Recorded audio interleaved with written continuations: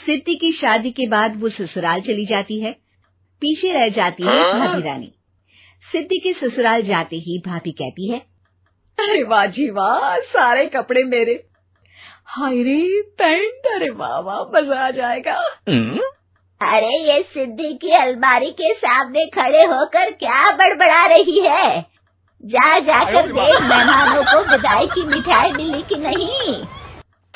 अब हाँ माँ जी, क्यों नहीं, लेकिन पहले कपड़े तो बदल लूं। अब रानी आ जाती है सिद्धि के उन कपड़ों में जो वो ससुराल जाने से पहले घर छोड़ जाती है। अरे रानी, कुछ दिन रुक जाती। अरे ये तो सिद्धि बिटिया को मैंने ही दिया था, बड़ा ही फबता था उस पर, तुझ पर तो कुछ खास नहीं लग रहा। अब वो ना मेरे सारे कपड़े गीले थे तो सोचा पहन लूं।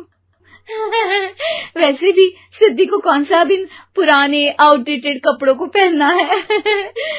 वैसे भी ये सूट तो मैंने तभी पहना था, वैसे खास है भी नहीं ये। हाँ ठीक है, लेकिन ना मेरी सिद्धि पर तो जमता था।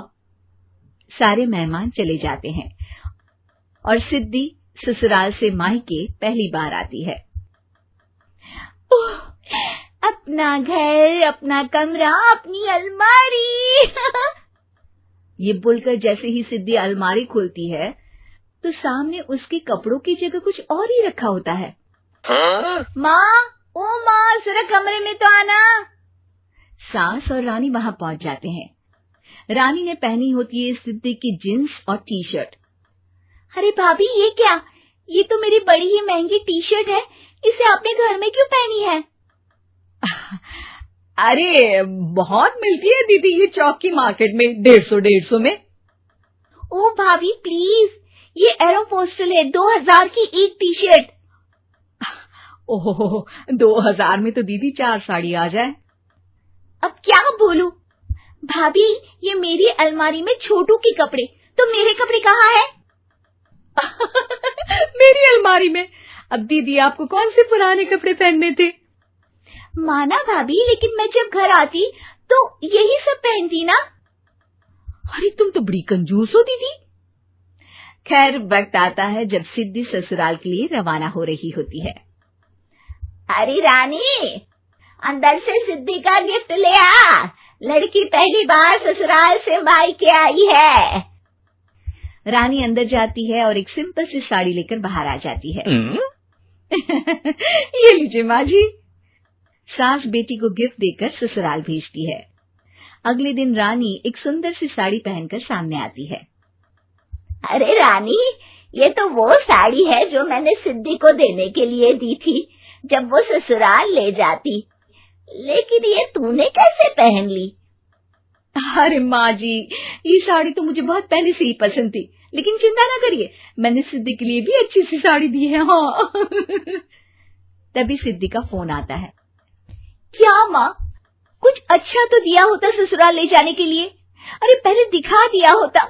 यूं चमकते हुए पैकेट में नौकरानी वाली साड़ी मत दिया करो माँ।